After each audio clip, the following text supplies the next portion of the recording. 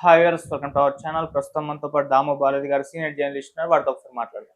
Sir నమస్కారం sir. నమస్తే. Final గా జగన్మోహన్ రెడ్డి గారు అసెంబ్లీకి వెళ్దామనే నిర్ణయించుకున్నట్టుగా వార్తలు వినిపిస్తున్నాయి సార్. అయితే ఇక్కడ ఒక నెరేషన్ ఏంటంటే సార్, రఘురామకృష్ణరాజు గారికి భయపడే ఈయన అసెంబ్లీకి వెళ్తున్నారంటూ వార్తలు ప్రచారంలో ఉన్నాయి సార్. మరి ఎందుకు ఇన్నాళ్ళు కూడా నేను అసెంబ్లీకి వెళ్ళనని మారం చేసిన జగన్మోహన్ రెడ్డి గారు ఇప్పుడు అసెంబ్లీకి వెళ్తానని అంటున్నారు? మరి దీని వెనుక రఘురామకృష్ణరాజు గారి ఇన్ఫ్లుయెన్స్ ఏమన్నా ఉందంటారా? మీరేం చెప్తారు సార్ దీనికి సంబంధించి? దాదాపు 7 నెలల తర్వాత జగన్ అసెంబ్లీకి వెళ్తున్నాడు. యాక్చువల్‌గా లాస్ట్ ఇయర్ జూలైలో వెళ్ళాడు ఆయన. 2 రోజులు మాత్రం అటెండ్ అయ్యాడు, వచ్చేసాడు. దాని తర్వాత ఇప్పటివరకు వెళ్ళలేదు. నవంబర్‌లో జరిగినప్పుడు కూడా అసెంబ్లీ జరుగుతుంటే ఆయన తన క్యాంప్ కార్యాలయంలో మీడియా సమావేశం ఏర్పాటు చేసి మాట్లాడాడు. మొన్న కూడా లాస్ట్ వీక్ జరిగినప్పుడు కూడా 6వ తేదీ అనుకుంటా మీడియా సమావేశంలో కూడా ఆయన, నేను అసెంబ్లీకి ఎందుకు పోవాలి, నాకు ప్రతిపక్ష హోదా వాళ్ళు ఇవ్వట్లేదు అనేది ఆయన అన్నాడు. ఆల్రెడీ కోర్టుకు కూడా వెళ్ళాడు. దాని మీద తీవ్ర విమర్శలు వచ్చాయి. వాళ్ళు ప్రతిపక్ష హోదా ఇవ్వకపోయినా కూడా వాళ్ళు ఎంత టైం ఇస్తే అంత టైం మాట్లాడాలి ప్రజా సమస్యల్ని. ఒక అసెంబ్లీలో మెంబర్గా ఎన్నుకోవడం అంటే అసెంబ్లీకి వెళ్లకుండా ఎలా ఉంటారు అనే విమర్శలు వచ్చాయి. దానికి వైసీపీ వాళ్ళు గతంలో చంద్రబాబు కూడా రాలేదు కదా, ప్రతిజ్ఞ చేసి వెళ్ళిపోయాడు, అంతకుముందు జగన్ కూడా అలాగే అసెంబ్లీని బాయ్కాట్ చేశాడు కదా అనేది తీసుకొచ్చారు. కానీ చంద్రబాబు వెళ్ళడానికి, అంతకుముందు జగన్ వెళ్ళడానికి కొంత రీజన్స్ ఉన్నాయి. ఎందుకంటే అసెంబ్లీలో అప్పుడు జగన్ అయినా 67 మందిలో 23 మందిని లాగేసుకోవడం, తమను అవమానిస్తా మాట్లాడడం, ఆ నేపథ్యంలో ఆయన వెళ్ళడం అనేది ప్రజలు కూడా అర్థం చేసుకున్నారు. చంద్రబాబు కూడా అంతే. చంద్రబాబుని పర్సనల్ అటాక్స్ అంతా చేయడం, చంద్రబాబు దగ్గర నుంచి కూడా 23 మందిలో మళ్ళీ నలుగురిని లాగేసుకోవడం, ఇవన్నీ అక్కడ కూడా పనిచేస్తాయి. కానీ ఇప్పుడు జగన్ ఏంటంటే ముందు నుంచే అందులో ఈ కారణం చెప్తూ, నాకు ప్రతిపక్షం ఇస్తే వస్తా లేకపోతే లేదు అన్న కారణం అది లాజికల్గా లేదు. అయితే అయినా కూడా జగన్ కన్విన్స్ కాలే. ఎంతమంది చెప్పినా జగన్ దానికే కట్టుబడి ఉన్నాడు. అయితే ఇప్పుడు ఎవరు చెప్పినా వినని జగన్ని రఘురామకృష్ణరాజు భయపెట్టాడు అన్న వార్తలు బయటకు వస్తున్నాయి. ఎందుకంటే రఘురామకృష్ణరాజు ఒక ప్లాన్ వేశాడు. అదేంటంటే 60 రోజులు 60 వర్కింగ్ డేస్ కానీ అసెంబ్లీకి రాకపోతే అతని మీద దానేమంటారు అనర్హత వేటు వేయచ్చు అనేది ఆయన చెప్పాడు. దాంతోపాటు స్పీకర్ అయ్యన్న పాత్రుడు కూడా సేమ్ విషయం చెప్పారు. సో దాంతో కానీ అది అలా కుదరదు, పార్లమెంట్లో అయితే కుదురుతుంది కానీ అసెంబ్లీలో అలా ఉండదు అని కూడా అన్నారు. కానీ పర్మిషన్ తీసుకోకుండా 60 రోజులు రాకపోతే మాత్రం ఖచ్చితంగా ఇబ్బంది. గతంలో బాలకృష్ణ కూడా అసెంబ్లీకి అటెండ్ అయ్యేవాడు కాదు, ఆయన మీద చర్యలు ఏమి తీసుకోలేదు కదా అని కొంతమంది పాయింట్లు అవదీశారు. ఏదేమైనా జగన్ అయితే ఇవాళ నిర్ణయించుకున్నట్టుగా అర్థమవుతుంది. సో దీంతో తెలుగుదేశం మీడియా అంతా కూడా జగన్ భయపడ్డాడని టైటిల్ పెట్టి వాయిస్తున్నాడు నిన్నటి నుంచి. పోకపోతే ఏమో పోలేదంటారు, పోతే భయపడ్డారంటారు. సో ఎందుకంటే ఇదేదో ముందే చేస్తుంటే జగన్కి ఈ విమర్శలు వచ్చిండేవి కాదు. ఒకవేళ జగన్ భయపడుతూ ఉండొచ్చు, 11 మంది ఉన్నాం కదా, మనల్ని అవమానిస్తారు, అక్కడ మనకు మైకీరు, మనల్ని తీవ్రంగా ఇచ్చేస్తారు అనేది ఉండొచ్చు. అది జరుగుతుంది కూడా ఖచ్చితంగా. ఇక్కడ ఏ పార్టీ అతీతం కాదు. గతంలో జగన్ని ఇలాగే అవమానకరంగా అసెంబ్లీలో తెలుగుదేశం డీల్ చేసింది, తర్వాత జగన్ వాళ్ళు కూడా అదే చేస్తారు, ఎవరికి తేడా లేదు. సో ఇప్పుడు మళ్ళీ వాళ్ళు చేస్తారు, చేయకుండా ఎందుకుంటారు? అందులో పైగా జగన్ అంటే బండబూతులు తిట్టే ఇద్దరు స్పీకరు, అసెంబ్లీ స్పీకరు డిప్యూటీ ఇద్దరు కూడా జగన్ని ఎంత ఘోరంగా తిట్టేవాళ్ళు మనం చూసాం. సో అలాంటి వాళ్ళు స్పీకర్, డిప్యూటీ స్పీకర్గా చంద్రబాబు పెట్టాడంటేనే దాని వెనుక వ్యూహం కనబడట్లేదా? సో ఇదంతా చూసే జగన్ వెళ్ళలేదు. కానీ వెళ్ళకపోతేమో జనాల్లో మళ్ళీ ఇదే మీడియా జనాల్లో ప్రచారం చేస్తుంది. అందువల్ల జగన్ అవమానాలకు గురయ్యి బయటకు వస్తే ఆ రకమైన సింపతి జగన్కి వస్తుంది.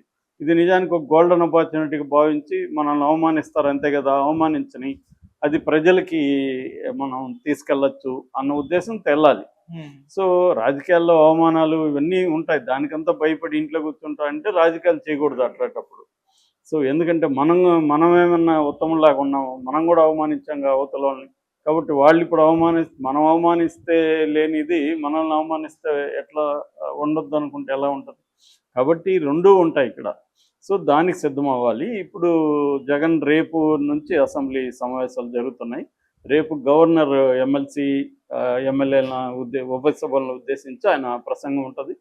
దాని తర్వాత 28వ తేదీ బడ్జెట్ పెడతారు. ఎన్ని రోజులు అనేది రేపు బిజినెస్ అడ్వైజరీ కమిటీ బిఏసి రేపు పెడుతుందన్నమాట, అంటే డిసైడ్ చేస్తుంది.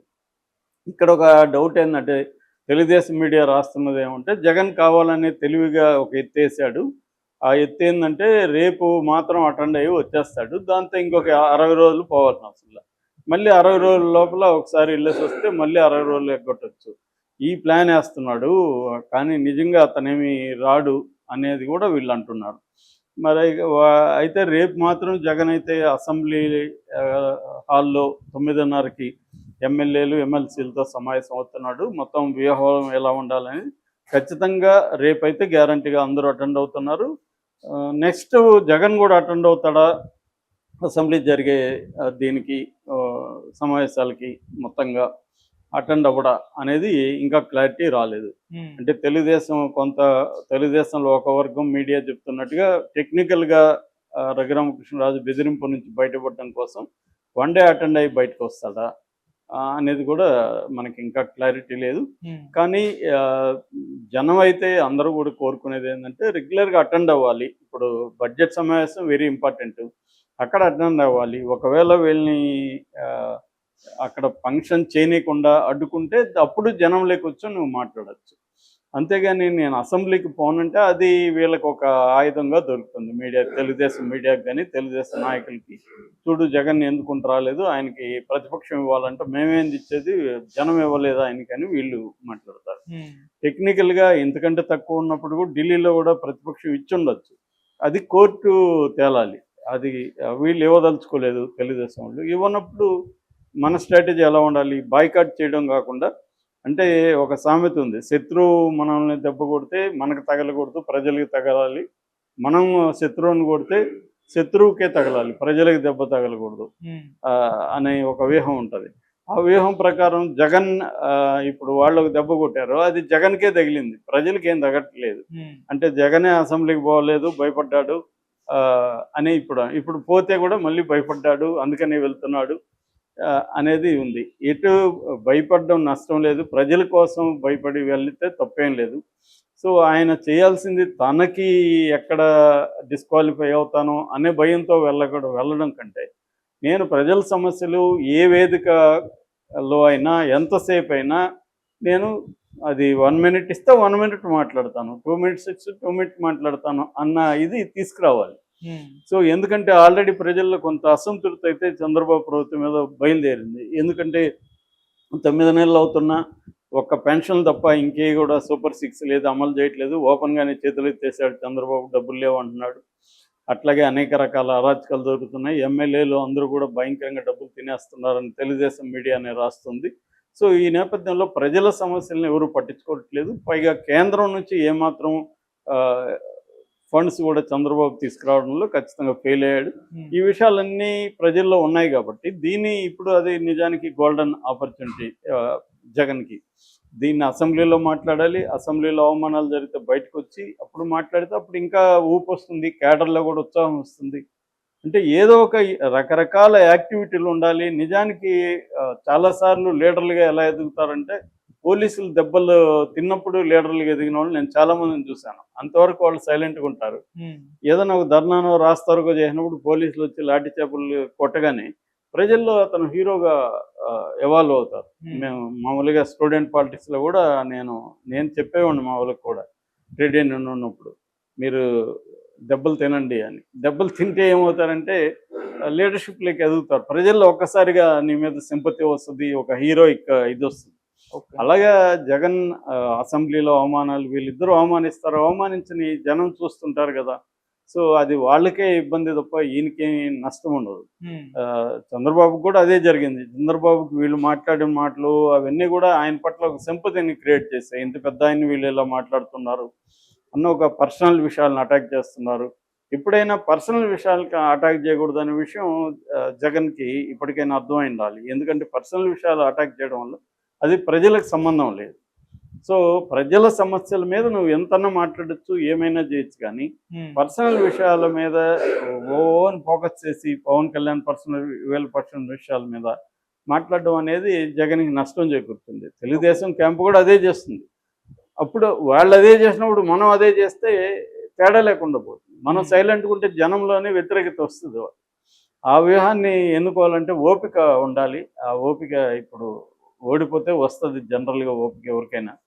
ఎందుకంటే వాళ్ళు కనీసం వాళ్ళన్నా విశ్లేషించుకుంటారు.